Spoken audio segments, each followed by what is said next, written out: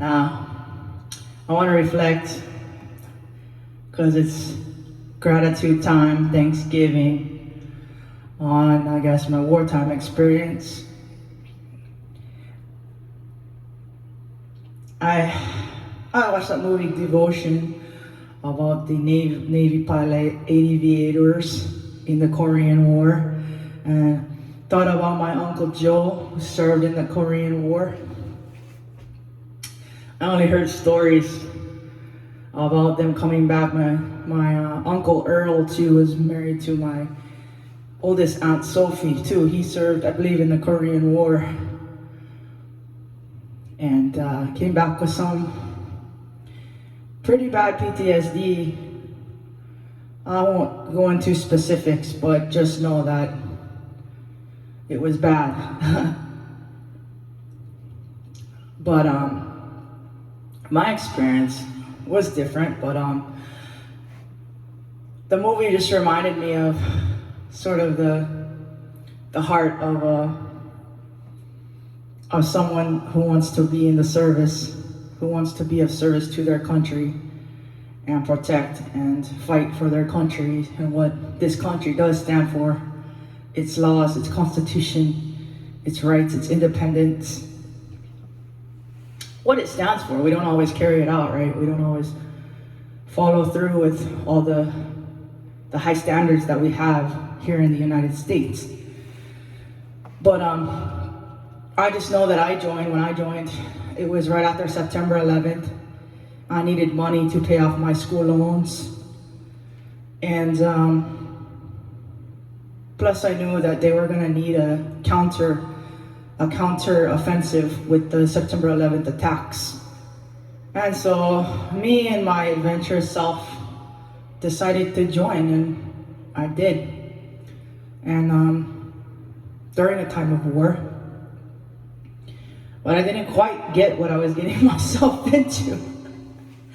I think initially my first deployment was all kind of like broke my cherry out. Like I never had been on a deployment before, especially not in an imminent danger tour and hazard duty, as they call it, combat operations, downrange. And so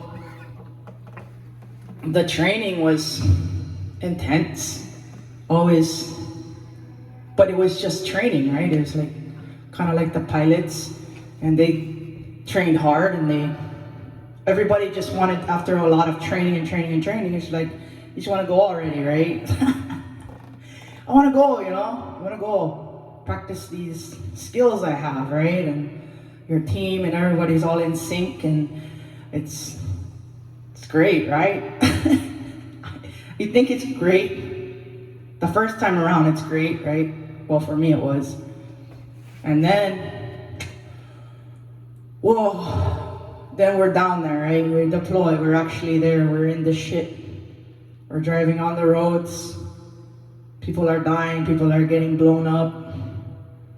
Not just our people, but civilians, Iraqi civilians as well, the ones that just want to be left alone in peace and live happily ever after.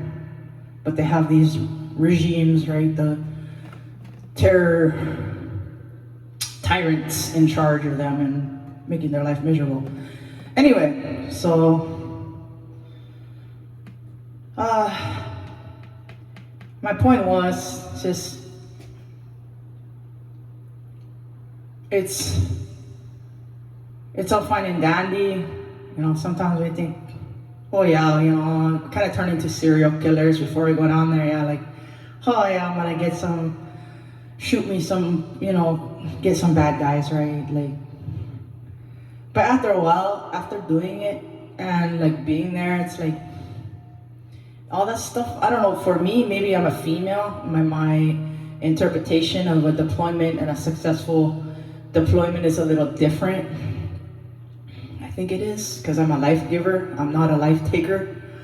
So I just went down there and I was like, well, geez, after the first one, after the first loss in our battalion, our brigade, well, I was at the brigade level, but we were tasked to go to all the memorials. So essentially it was like the work of death, right? So people in units, in the line units, were losing people all the time, so we patrol around and go pull security while they mourn their unit member lost. And some of them I knew, some of them I knew where they were from my base back in Germany. We all partied together. It was like we're one huge kind of family. I don't know how to explain it, but we're very close. After a while, the only goal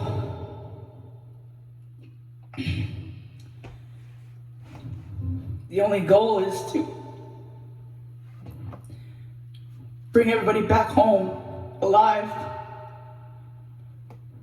That's a successful deployment to me, But not always the case. And so it's hard. I think I got a lot of depression. It drove me into depression to see and read these soldiers' biographies, these unit members and their families, where they're from, why they joined, what they stood for.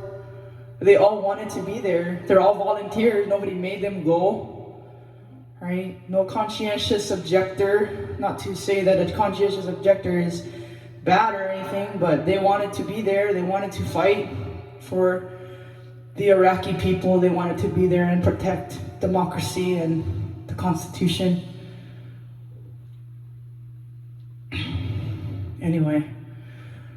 Anyway, but yeah, so that's what I learned. My first deployment was, if we could just get everybody back home to their wife, to their mom and dad, or to their kids, or to their husband, or to their children, that would be a successful deployment. And I realized through it that with such sacrifice and such loss,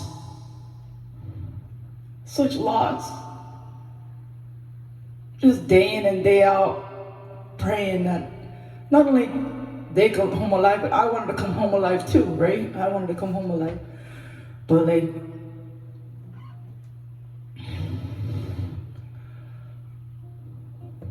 just seeing all that death put me in real bad depression, and I needed to get help. Not only that, during that deployment, my unit did get ambushed by some, again, bribes. People paid the Iraqi army guys to attack us, and they did. The Iraq army was paid by the Al-Qaeda, I believe, or I forget who it was, the insurgency.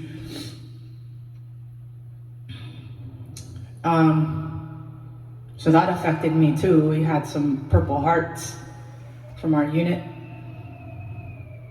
So that was a rough tour, yeah. But I got out. I was like, look, I don't want to die for my country, I mean, that's the risk, right? That's the sacrifice, right? If that happens, it happens. And then my second tour, I got out, went back to college, on basketball scholarship, full scholarship, and the war was still going on. And I had survivor's guilt. I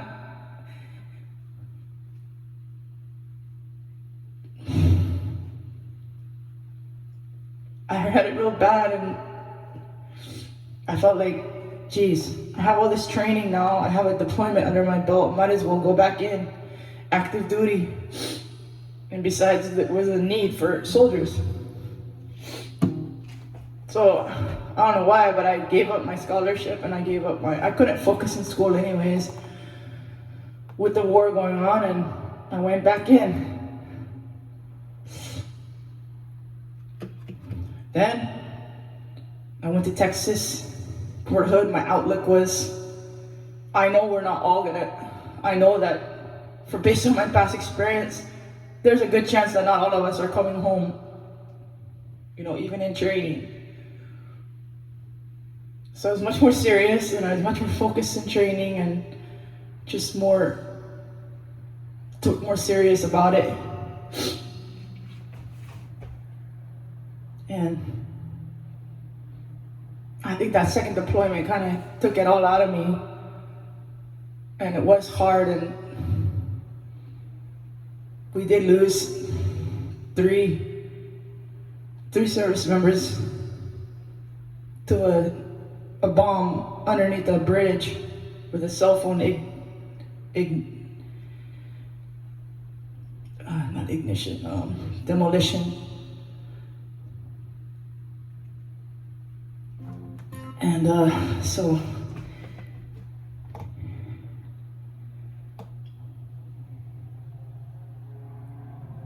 anyways, I don't know how people can get through these combat experiences without a higher power, without creator, when there's so much destruction involved, there's so much aggression. I don't want to say hate, but after you see the suffering and the pain of innocent people, not just Americans, but Iraqis and Americans,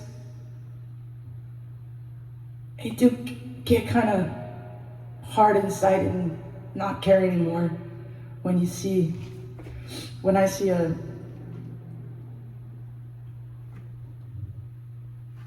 insurgent that just wants us dead. On my first deployment, my battalion commander, I didn't understand how they could just drill and drill and drill us. Like, that's true leadership. This Command Sergeant Major of the 82nd Engineer Battalion was so tough. He didn't show like any weakness at all. I don't know how he could do it. He had to have had the Lord's help, because there was no way I could lead a battalion into war like that, especially that kind of war. But when we went back, when we finally made it home, back to Germany, at least NATO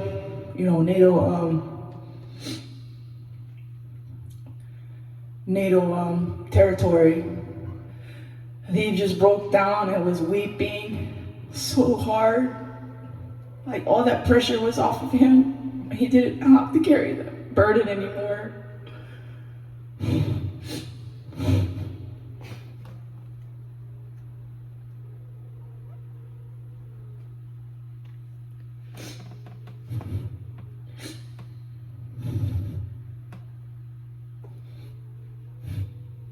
And I could really empathize with him. I just wanted him to know it was okay. He could cry. It was okay.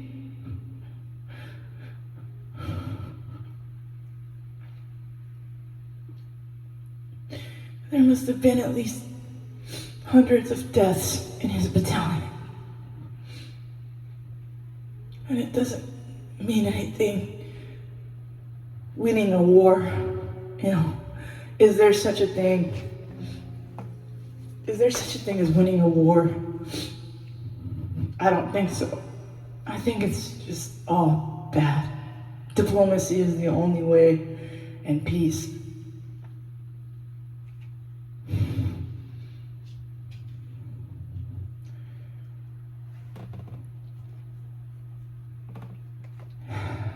In my second deployment, our motor pool got blown up by a rocket.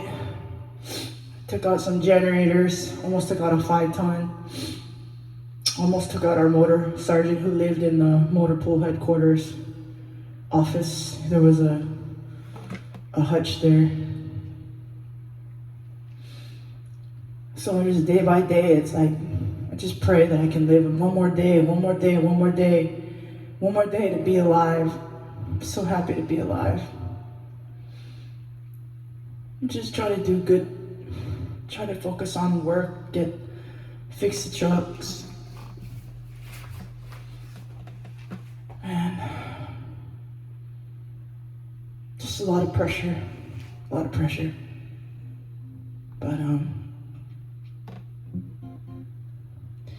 anyways,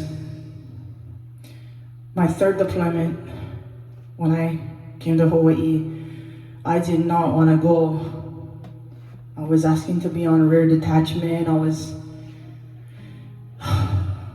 was training soldiers to go because they're new and they haven't broken their cherry yet. But yeah, that third deployment just took it out of me. I'd never been to Afghanistan, and I heard stories, that's about it. So my third deployment wasn't too bad. I was just on survival mode and needed a break, needed to get out. Because in the Army, we're on 1 year on, 1 year off. And I got stop lost. I was in the Middle East, my second deployment, for 17 months. So going back to the Middle East was not my most favorite news to get when I came to Hawaii. But I went anyways. The only thing that happened there was just a lot of rocket attacks and a lot of our medics responded to an incoming rocket attack on some fellow NATO forces or something. So that's awesome. Probably got some combat action badges out of it and stuff. But my point is that sometimes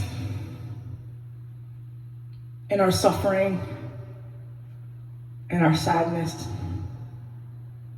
in our loneliness, it just helps to have someone there that cares about us, that we care about, to hold us. And this next song is called Not So Bad. It's about suffering well with someone that we care about. And I think that's what life is about, is sometimes it's just suffering well with someone that can hold us and we can hold them during hard times, hurtful, painful times. So here we go. It's called Not So Bad.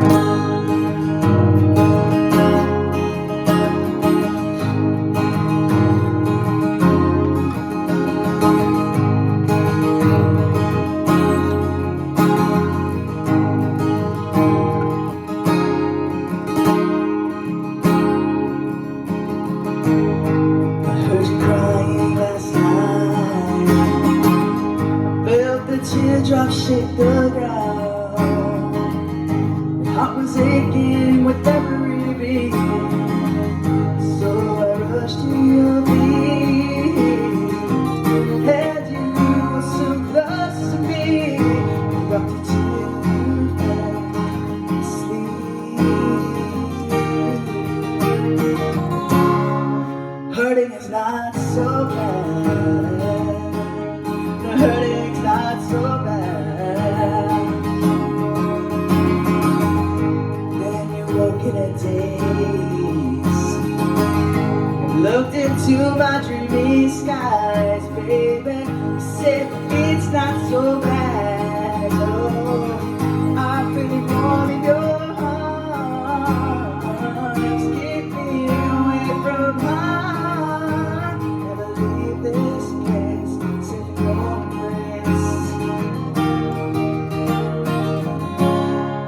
hurting is not so